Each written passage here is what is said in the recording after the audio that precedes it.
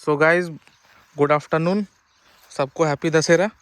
बहुत दिन बाद हम अपना वीडियो अपलोड कर रहे हैं। बहुत सारा काम पड़ गया था बीच में, एकेडमिकली, फाइनेंशियली, मेंटली, समझ सकते हैं। और फिलहाल हम लोग दलमा रेंज के आसपास हैं, कहीं चिल्कू के आसपास, जो हम लोगों की लोकेलिटी में पड़ता है।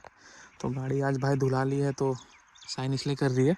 और ये वीडियो है मेरे बाइक के 30,000 पूरा होने के बाद का रिव्यू का। जैसे कि आप ओडोमीटर में देख सकते हैं। एक सेकंड, अरे लो फ्यूल बता दिया भाई।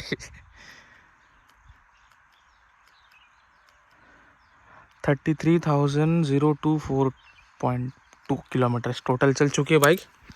और इसी के बारे आज मेरी अपनी वीडियो पूरी बनेगी। बताते हैं आपको इसका हम प्रोज एंड कॉन्स। देख सकते हैं बाइक का लुक कैसा ऐसा है। 1000 चलने के बाद भी कुछ नहीं है भाई। अपना बाइक को खाली सेफ रखो, धुला के रखो, सर्विस में रखो, आपकी बाइक पूरी चमकते रहेगी। ठीक है, अब आपको बता रहे हैं हम इसका प्रोज एंड कॉन्स। ठीक है, कैमरा पकड़ा रहा अपना दोस्त को पकड़ा, बताते हैं। पकड़।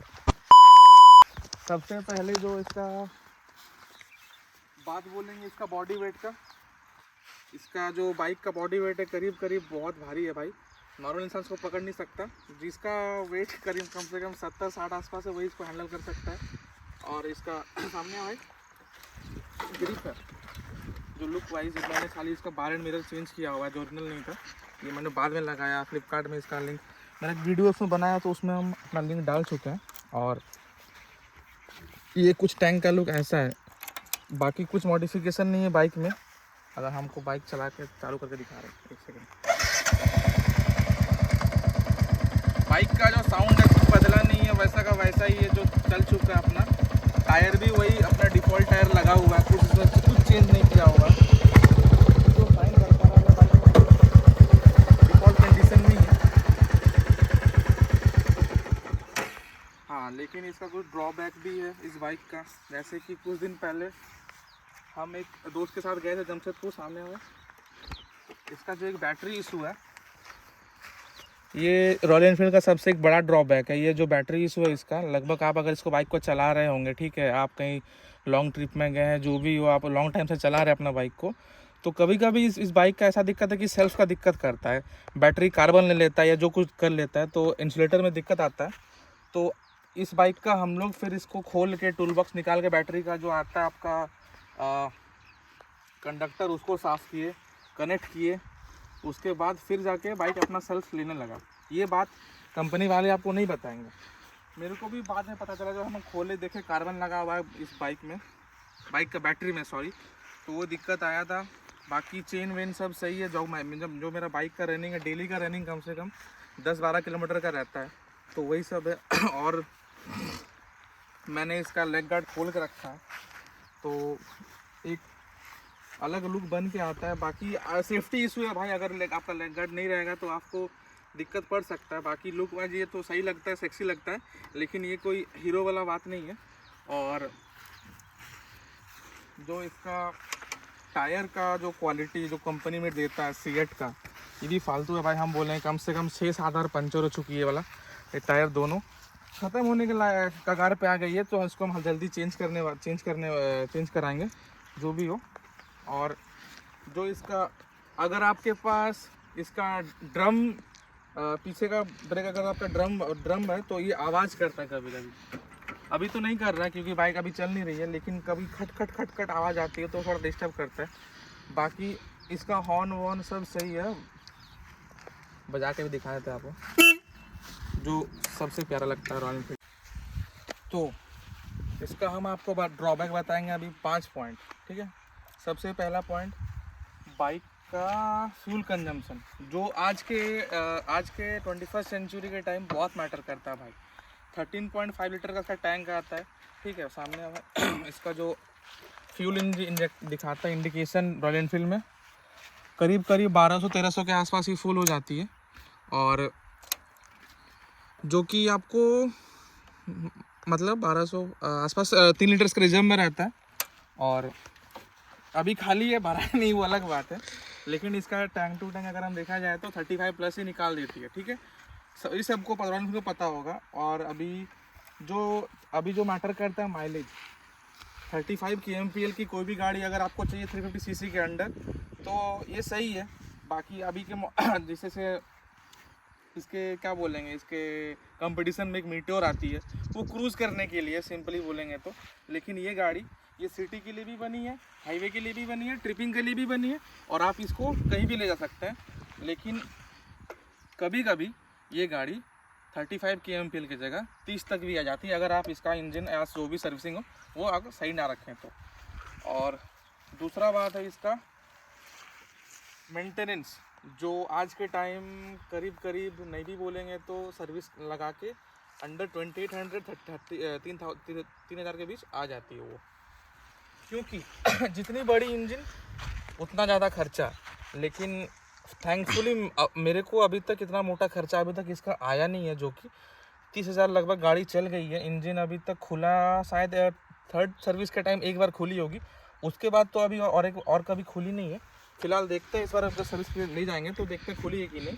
बट सब आपके ऊपर है भाई, अगर आप अपना गाड़ी सही से चलाएंगे, सही से रखेंगे, कुछ ज़्यादा इसको रेव नहीं करेंगे, कहीं ऊबड़ खाबड़ जगह नहीं लेके जाएंगे, कहीं पे कुछ हो जाए तो आपका अपना वो आपके ऊपर डिपेंड करता है। लेकिन अगर आपका गाड़ी सही चल रहा है तो आपको वो मोटा खर्चा नहीं देगी, ठीक है।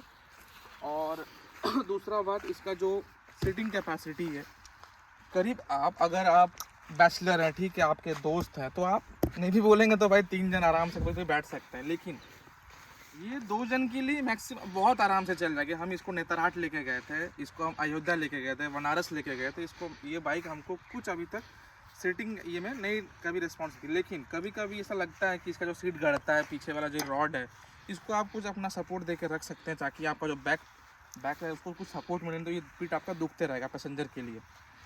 प्लस पॉइंट ये है कि जो कैरियर है ये हमको डिफ़ॉल्ट मिला था, तो हमको अलग से लगाना नहीं पड़ा, कंपनी फिटेड था, जो कि बहुत सही चॉइस है। लेकिन कभी कभी अगर आपका सामान जो हैवी हो या जो भी हो, तो एग्जॉस्ट आपका जो गर्म होता है पैनल से, तो कभी कभी हीटअप हो सकता है, वो एक ये ड्रॉबैक है। और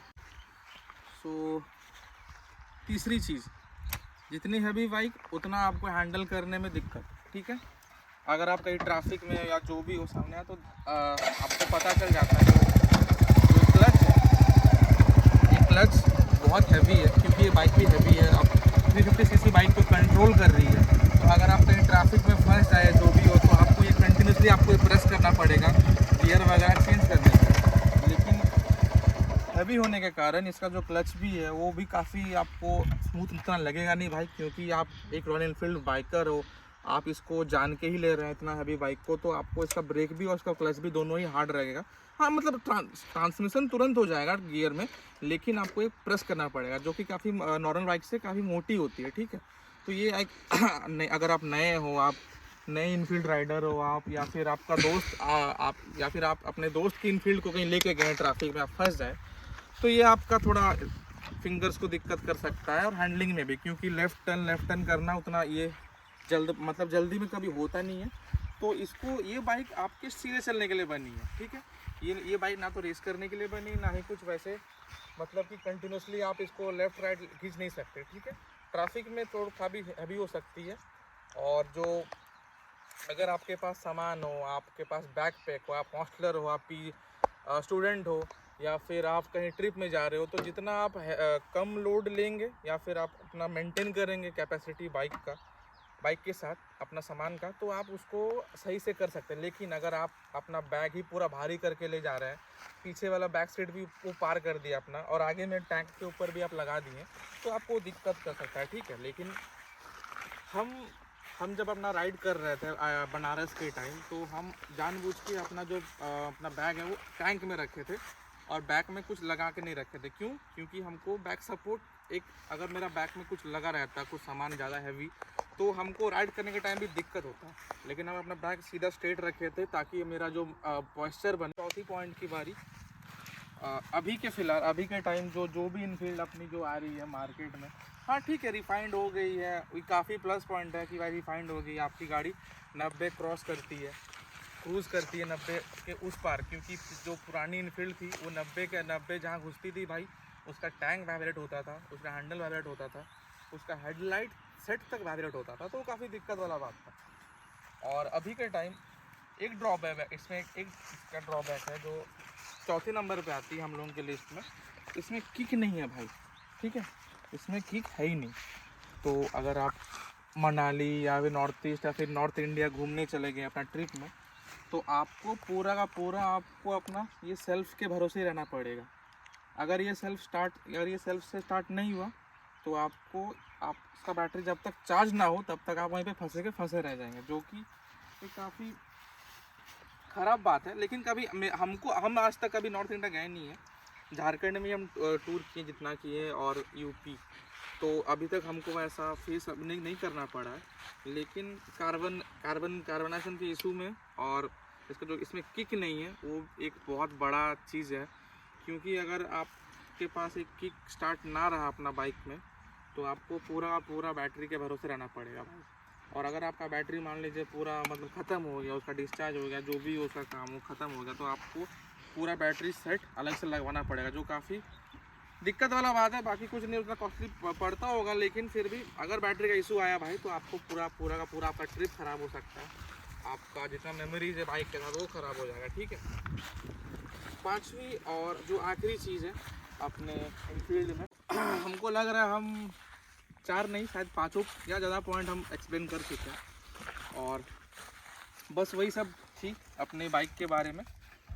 अगर आपको अभी के टाइम में इनफील्ड लेना है तो आप प्राउडली इसको ले सकते हैं भाई। इसको कुछ इशू उतना भी ड्रॉबैक इसका नहीं है, ठीक है। बहुत फन लविंग गाड़ी है और बहुत इजी टू ड्राइव है। हाँ, नैरो स्ट्रीट्स और काफ़ी पतली गलियों को बीच में इसको नहीं खिलाने का हम बोलेंगे कि नहीं है इसको ले जाएं, क्योंकि उतना लेफ्ट राइट उतना जल्दी होता नहीं है भाई जल्दी गाड़ी, ठीक है। हम इस सीधे चलने के लिए बनी है, शेर के जैसे, ठीक है। तो यही थी मेरे इनफील्ड के बारे जो भी कहानी, और मेरी वीडियो अभी आते रहेंगी। थोड़ा सा गैप हो गया था मान रहे एल्गोरिथम में, बट फिलहाल अभी सही कमबैक आ चुका है, तो अब से आते रहेंगे। चलिए, सेफ राइड, सबका हैप्पी दशहरा। Thank you.